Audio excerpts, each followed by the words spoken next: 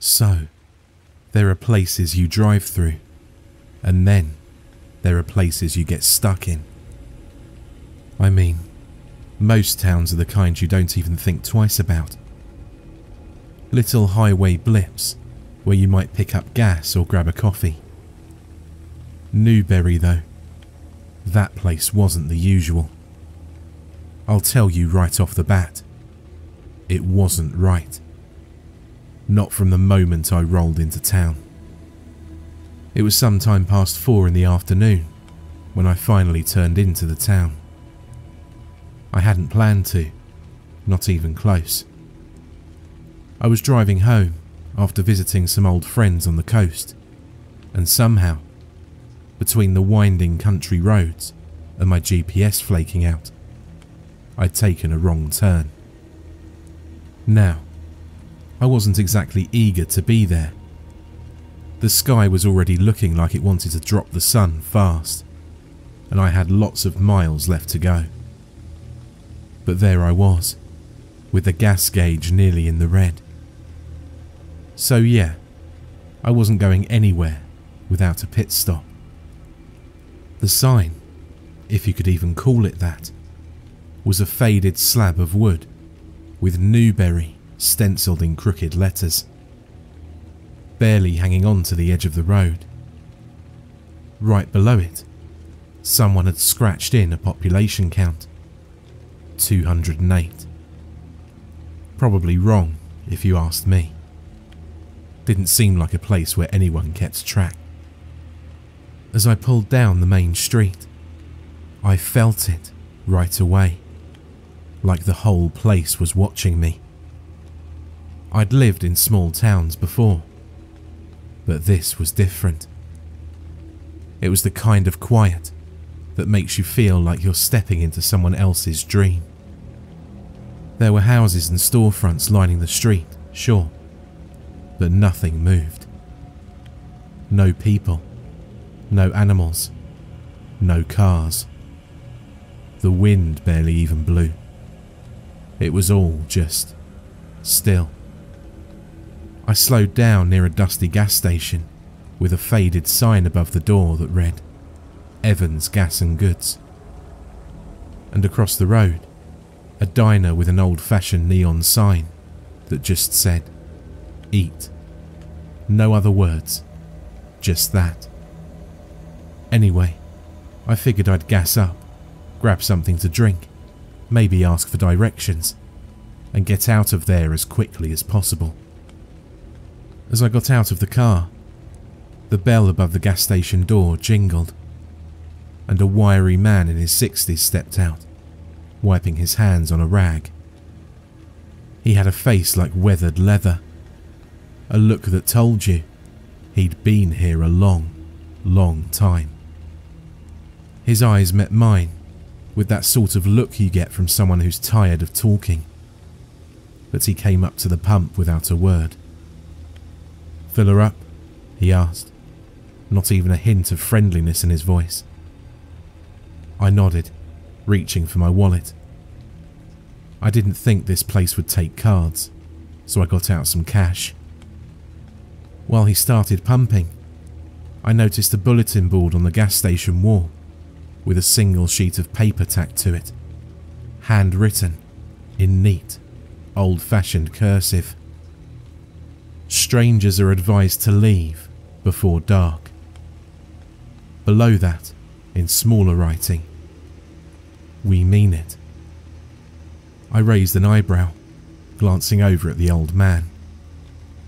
He caught me staring, didn't say anything, just wiped his hands and finished pumping gas. So naturally, I had to ask, "What's with the sign? Some kind of urban legend?" He just stared at me for a second, his eyes narrowing slightly. I could see him debating whether to answer. "It's not a legend," he said finally, his voice barely above a mumble. "Just a warning. We don't stay out after dark here, and we don't advise strangers to either." The way he said it, so matter of fact, made me incredibly nervous. I laughed a little, trying to shake it off. So what? Ghosts or something? Big bad monsters? He didn't laugh.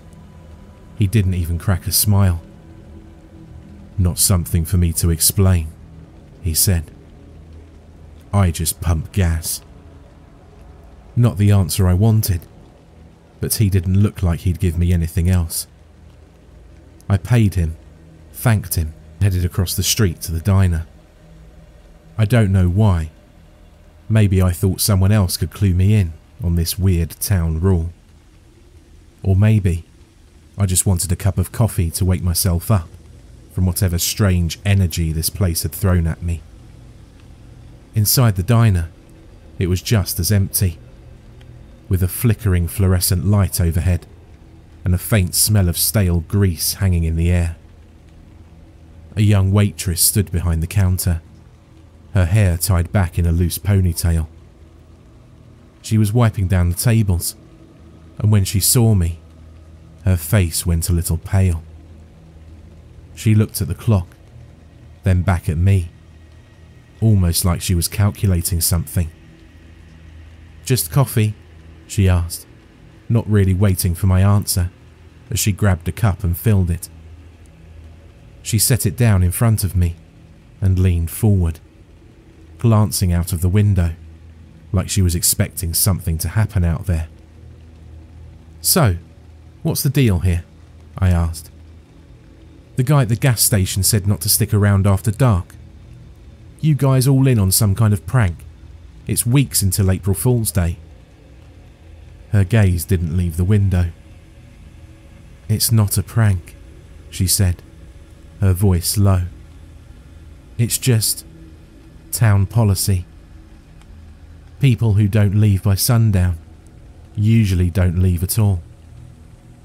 I didn't know how to respond to that, so I just sipped my coffee. I flipped through the tattered newspaper that someone had left on the table. Looking at the date, it had been there for weeks. Outside, the sky was starting to darken, casting long shadows down the street. I noticed that the few buildings I'd seen earlier were now locked up tight, windows shuttered, lights off. The whole place looked dead. "Look," she said, her voice breaking my thoughts. "I know you're just passing through, but you really need to leave. It's nearly 5 and..." She paused, her eyes widening slightly as she looked out of the window again. I followed her gaze and saw a man across the street, just standing there in the growing dark. He wore an old coat, and his hat cast a shadow over his face, but even from a distance, I could tell he wasn't looking at me. He was looking at the sky, his face upturned, like he was waiting for something. "Who's that?" I asked, my voice barely more than a whisper. She shook her head. "Just someone who didn't leave." I didn't want to press her, but her words made me uneasy. I glanced back, and the man was still there, standing perfectly still, like a statue, as the sky grew darker. The sun had just dipped below the horizon, and the streetlights hadn't come on yet. In fact, nothing in town had any lights on anymore. I finished my coffee, tossed a couple of bills on the counter, and thanked her, even though she didn't seem to notice.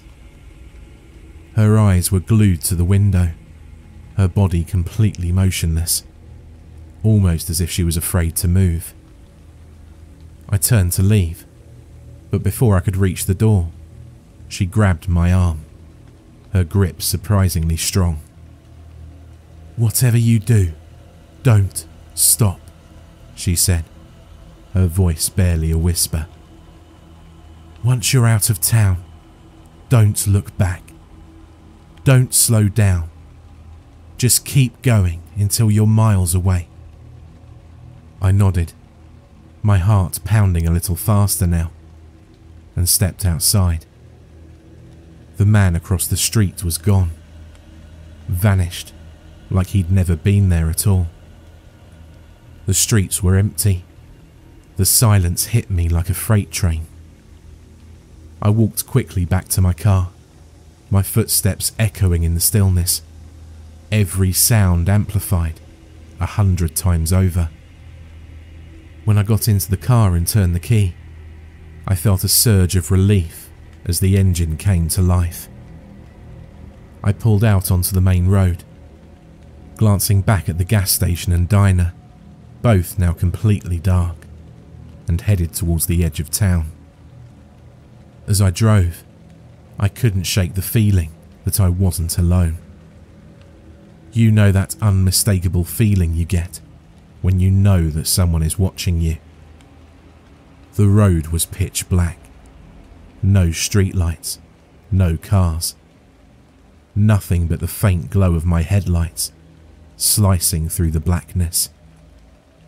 And every few seconds, I had this nagging urge to look in my rearview mirror, to see if there was anyone behind me. But I didn't.